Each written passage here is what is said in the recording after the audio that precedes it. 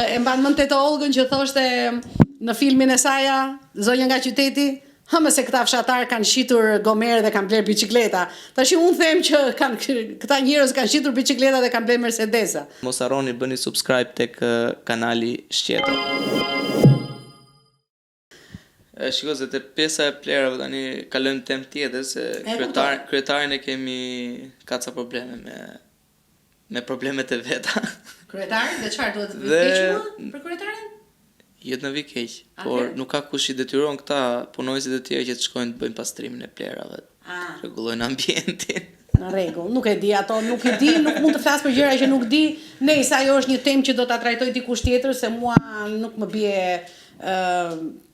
domethënë nuk e kam unë për ta bërë një gjë të tillë, sepse unë vetëm e pash, unë nuk do jem këtu, por nga që më vjen keq, domethënë që pse shqiptari është miku im, është komshiu im, pse duhet të jetojë në mes të plerave? Dhe askush se ngre zërin.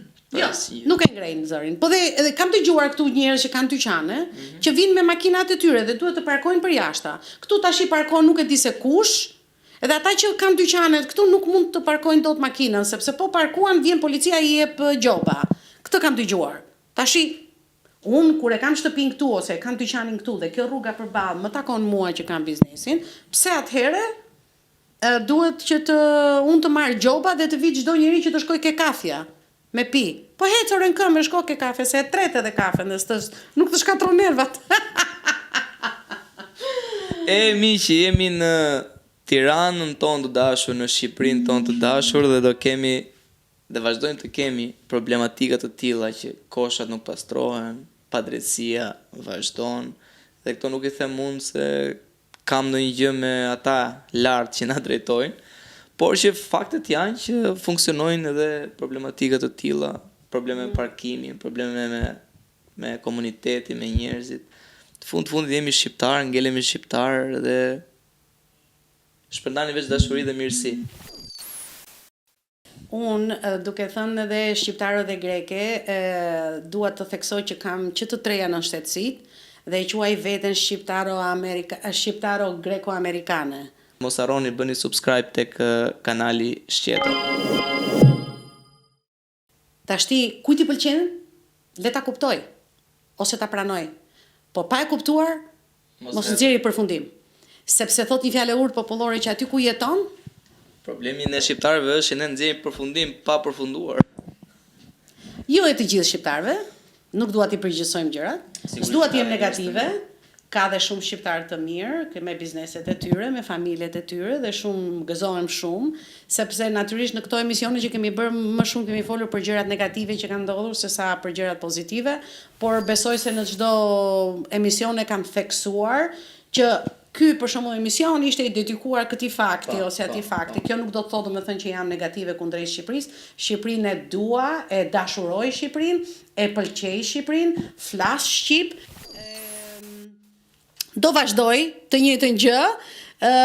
Vetëm domethënë jap opinionin tim si një njeri i thjesht, që besoj me të drejtën e fjalës që kemi të demokracisë mund të shprehemi. Ashtu sikurse çdo njëri prej nesh duhet që të ngrejë zërin për temat që na prekin, për problematikat që na prekin, sepse nëse nuk ngrem zërin, nëse nuk flasim, atëherë i bie që ne, siç e tham pak më parë, jemi bërë bashkë me ato koshat, jemi bërë bashkë me atë pislikun e atyre të cilët vinë kërkojnë kanoçe dhe i nxjerrin nga koshi plera dhe nuk i fusin më aty.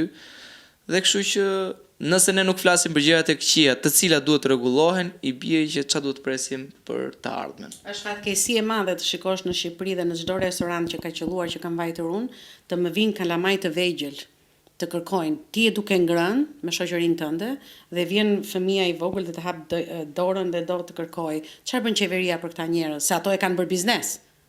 Jam 1000% e sigurt që e kanë bërë biznes. Dhe un kam fakte që mbas atij fëmijës vogël është dikush prindët e tyre. Mund të jetë prind, mund të jetë, nuk e di se kush mund të jetë, por që është dikush që i detyron që të dalin ashtu. Dhe më kryesorja ishte në kohën që kishin pashkët, përpara Mitropolit që ishte këtu që vajta një mrekulli që ceremoni shumë e bukur e gjitha.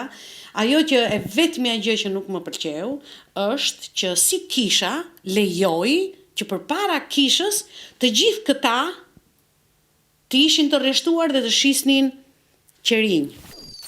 Ndërkohë që kisha duhet i shiste vetë qerinjt dhe me ato fitime të ndihmonte të varfrit, të ndihmonte ata që janë njerëz pa njerëz, ata që nuk kanë më shumë, nuk kanë lek domethënë të jetojnë, ato që nuk kanë shtëpi ku të rrinë, të hapin shtëpia që ka të ndërtoj qeveria ato pallate, siç ndërtojnë çdo vend i botës, që të fusi njerëzit që janë të varfër me ato pension të pakët që kanë të kenë një stre ku të fusin kokën.